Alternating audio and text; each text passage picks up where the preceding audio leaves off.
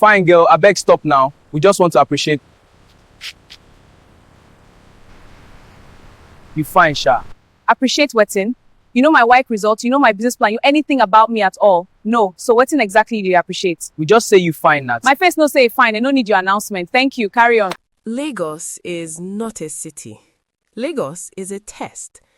Every single day that you wake up in this place, the city has already set an examination for you, and nobody sends you a syllabus. The traffic will frustrate you, the sun will drain you. Someone will try to cheat you at the bus stop. Your employer will owe you salary and smile while doing it. And on top of all that, you are still expected to show up, look sharp, and carry yourself like everything is perfectly fine. That is Lagos. But somehow, certain people find the formula. They move through the madness and come out the other side with their heads still high, their spirit intact, and their names on people's lips. Amaka Okonkwo was one of those people. But it did not begin that way. Nothing good in Lagos ever begins easily. This is her story. 6:15 in the morning, Yaba. While half of Lagos was still inside a dream, Amaka had already woken up, boiled water on the stove with only one working burner, ironed her clothes on the bed because they had no ironing board, and packed her bag for the day. The Face Me, I Face You compound where they lived was always alive at that hour. Mama Chisom from room 4 had already launched into her daily argument with her husband about money. The security man was sweeping the compound, singing softly to himself. Small children cried somewhere. The generator from the next building had begun its morning cough. Amaka moved through all of it like water, unbothered, focused. She stood before the small mirror hanging near the door. Not a bathroom mirror, just an ordinary rectangular one, its edges gone yellowish with time. But Amaka looked into that mirror every morning as though it were full-length designer glass in a boutique on Victoria Island. She adjusted her earring. She checked her lip gloss. She stood straight. To herself, quiet. Today, na your day. Move like it. That was her ritual. No motivational podcast, no lengthy prayer that would make her late. Just that. One moment, one word to herself, and she stepped out. Her mother, Mama Amaka, was already in the tiny kitchen frying ankara for sale. She was an Anambra woman who had arrived in Lagos 20 years ago with nothing but one wrapper and one large dream, and she had never once complained about the exchange. Amaka, you never chop anything. Come collect akara before you go. Mama, I'm running late. Come collect akara, I said. Take this 500 naira too. Thank you. Don't let any boy distract you today. Face your work. Yes, ma. She did not look back, but the smile stayed on her face all the way to the gate. That 500 naira, that akara in newspaper, that voice saying, "Don't let any boy distract you," that was love, Lagos style. The bus stop at Yaba was already in full chaos. Danfo conductors were shouting destinations at the top of their lungs. Oshodi, Oshodi, one chance, which, by the way, nobody ever confirmed was actually one chance.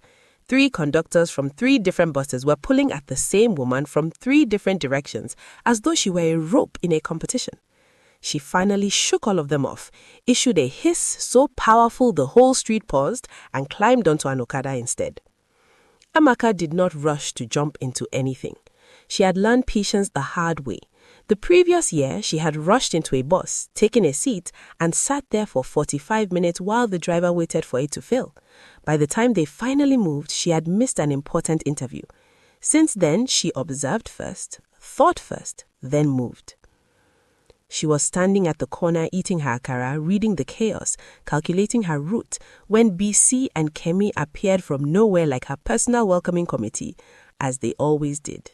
Amaka, wait now! See noise. This girl go announce my location to the whole Lagos. We dey call you since morning now. Why you off your phone? Battery die in the night. Charger no dey work well again. Omo, you need new phone. That your phone don't suffer. The phone dey work now. As long as it take call and show Twitter, I'm fine.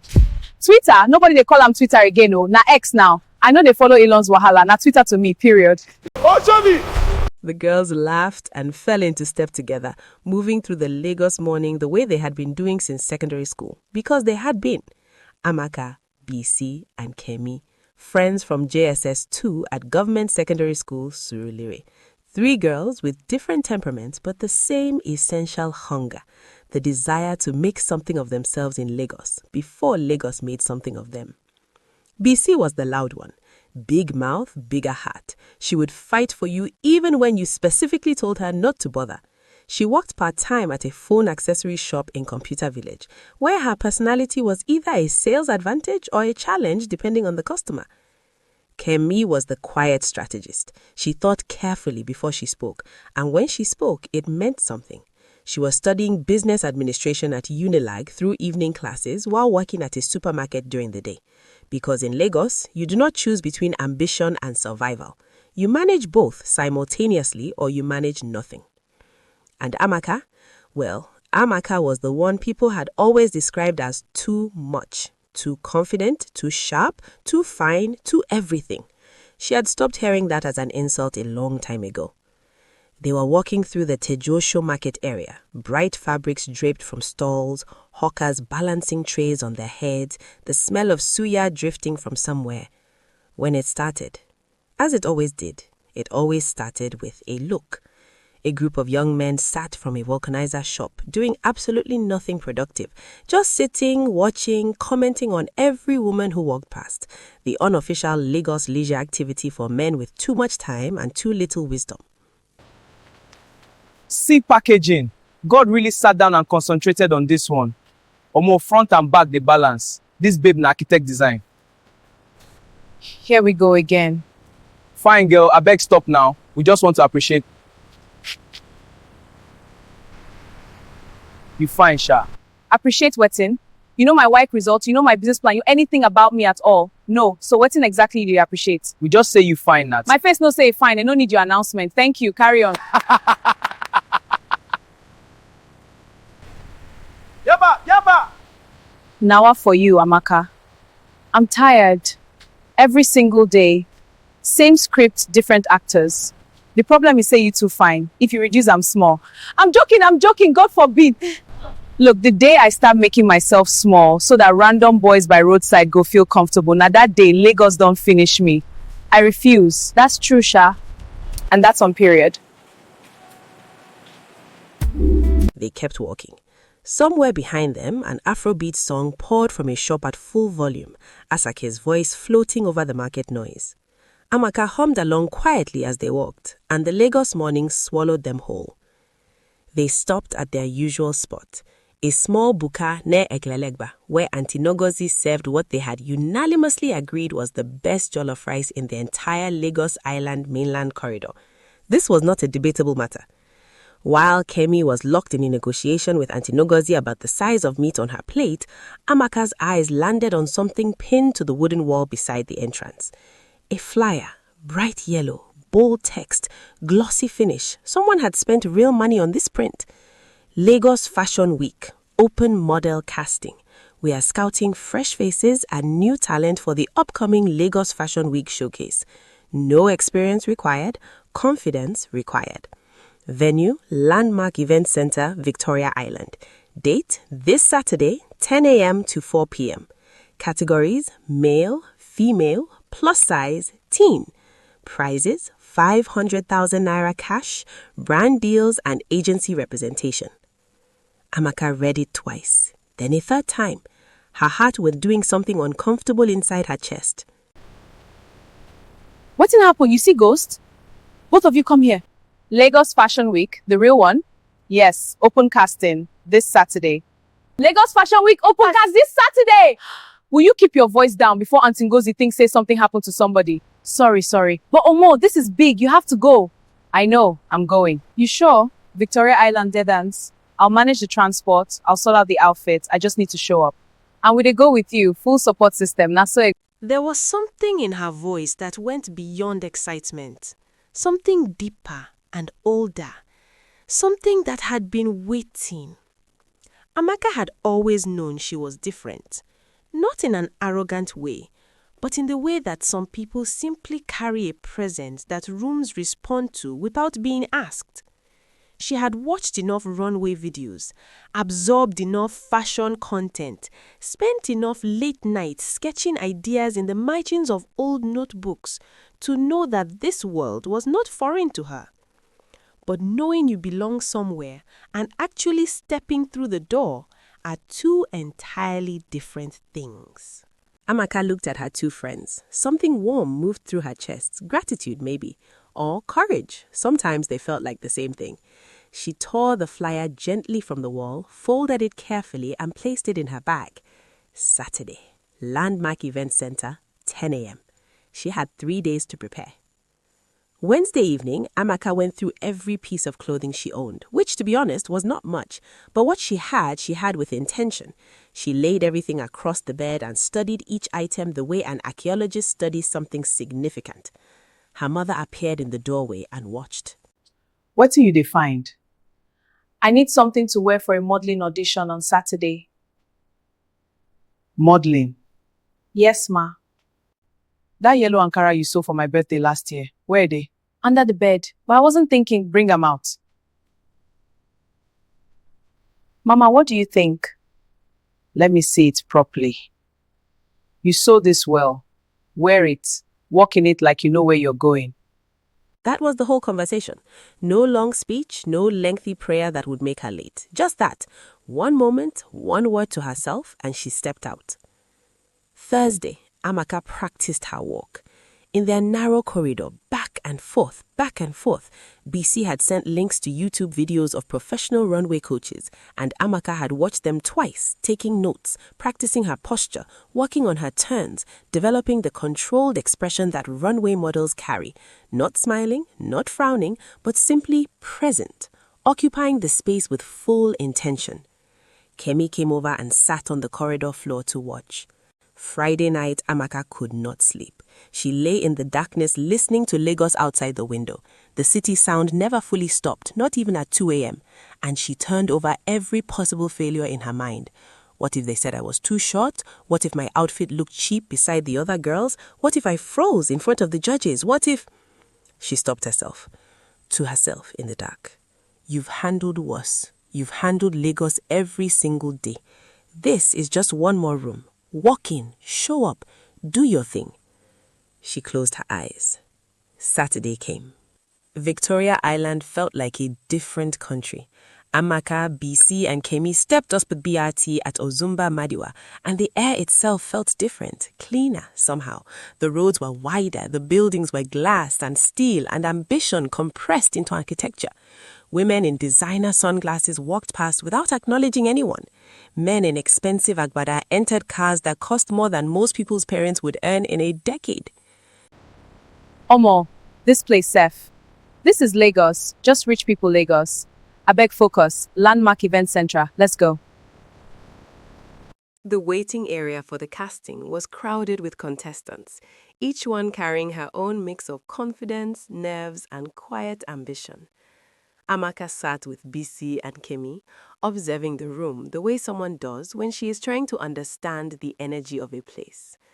At the far end of the tent stood a small group of girls who carried themselves with the practiced air of people already convinced of their importance. They spoke loudly, moved with exaggerated confidence, and behaved as though the runway belongs to them by inheritance. Amaka noticed them, but she did not let it affect her focus. For her, the casting was not about competing personalities or social politics. It was about showing up and delivering the best possible version of herself. Kemi, ever practical, quietly reminded her of that truth without needing many words. Amaka nodded. She understood exactly what mattered. Time stretched inside the tent. Contestants were called in batches of 10, and the process moved slowly. The first hour passed, then 90 minutes. The atmosphere shifted between excitement and tension as girls watched the entrance curtain, waiting for their names to be called. Amaka felt a small current of nervousness inside her chest, but she recognized it for what it really was: excitement that had not yet found a comfortable place to settle. She chose to redirect it rather than resist it. Eventually, the call for the 7th batch cut through the noise of the tent. Her name followed immediately afterward. Amaka rose to her feet. She smoothed her trousers, rolled her shoulders back once, and allowed herself a steady breath. Around her, the small support system she had gathered during the day offered quiet encouragement. Folake signaled confidence with a quick gesture, BC held Amaka's hand briefly, and Kemi offered a single reassuring nod. Then Amaka stepped through the curtain. Inside the casting room, the judging panel sat behind a long table. 5 judges watched with experienced eyes, 3 women and 2 men dressed in the effortless style common among people who worked in high fashion. Their expressions suggested that they had seen everything before and were prepared to be impressed by nothing. A clean white runway stretched roughly 15 meters across the room, lit by bright overhead lights. Soft music played underneath the quiet scratching of pens against notepads. 3 other contestants walked before Amaka. The first girl moved confidently, but with a stiffness that suggested she had rehearsed her walk so thoroughly that it had lost its natural flow. The second stumbled slightly during her turn, but recovered gracefully. The third possessed beautiful movement but smiled too eagerly, creating the impression of performance rather than presence. Then it was Amaka's turn. She stepped to the top of the runway and paused for a breath.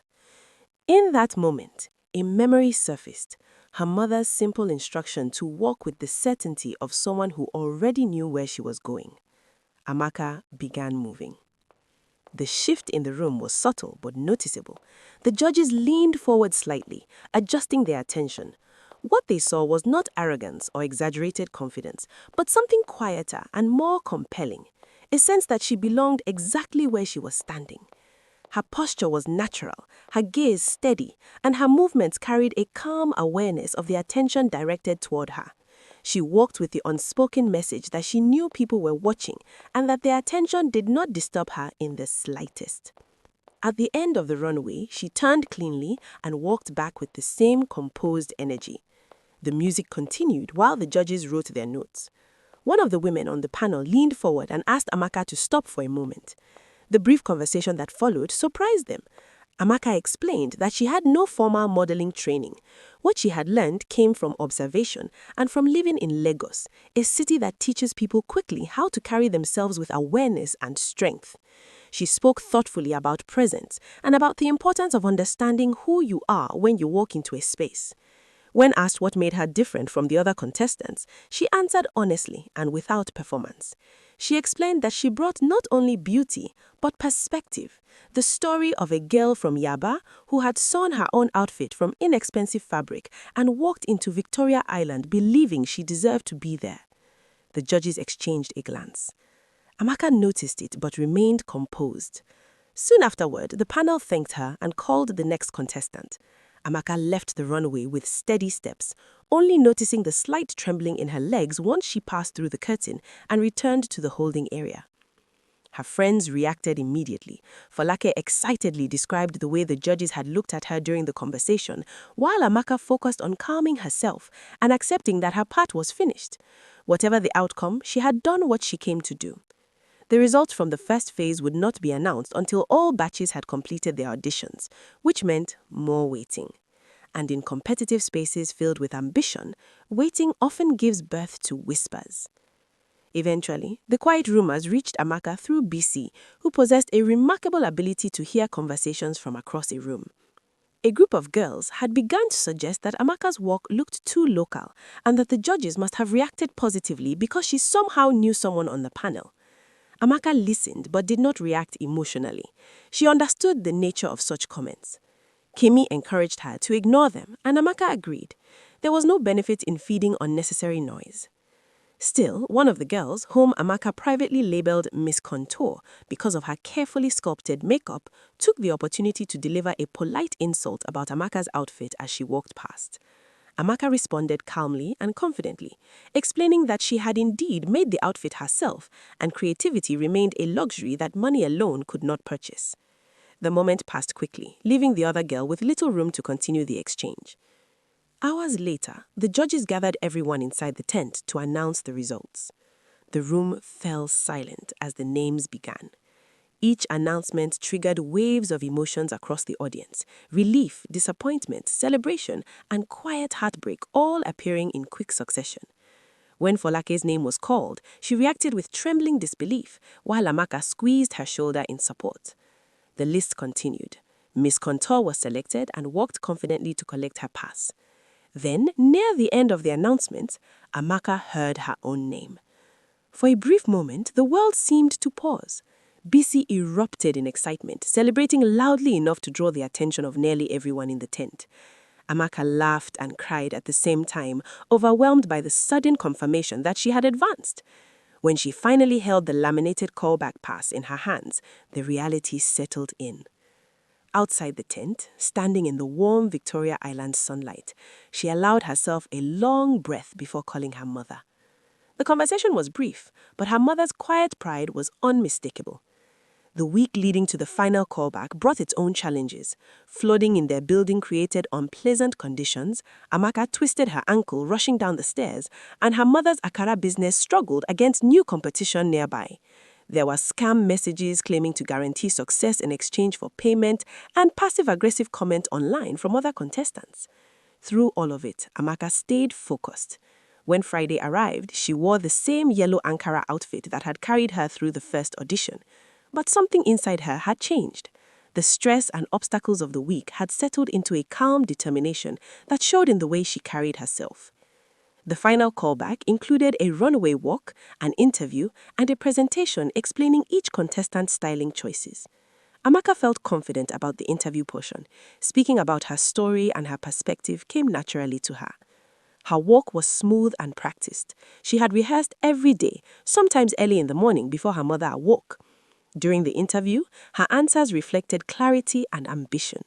She spoke about wanting to build a fashion brand that represented Lagos without apology, and about the challenges of entering an industry that often expects newcomers to already be inside the door.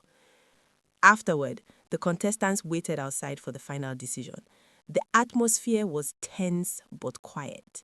BC struggled to hide her nerves, Kemi stared thoughtfully at her phone, and Folake remained focused somewhere in the distance. Amaka watched a bird circling above the buildings and reflected on the way it rode the warm air currents without flapping its wings unnecessarily. She had done everything she could. The rest was up to the wind. When the results were finally announced, Amaka was selected as one of the top 8 models who would walk in Lagos Fashion Week.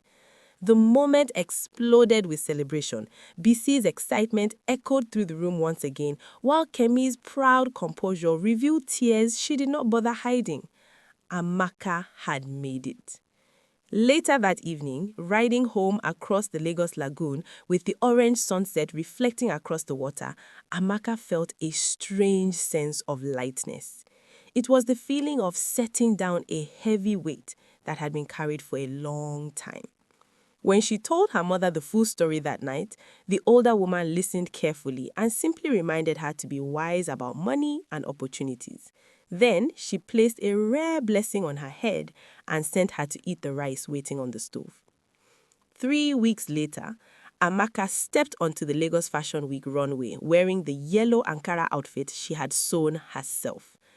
Halfway through her walk, the audience began to rise to their feet. The standing ovation that followed was not only for the walk itself, but for the story that walked with it. The story of a girl from Yaba who believed she belonged on that stage. And in that moment, under the runway lights, Amaka realized that she had arrived. Lagos, with all its noise and difficulty and beauty, would remember her name.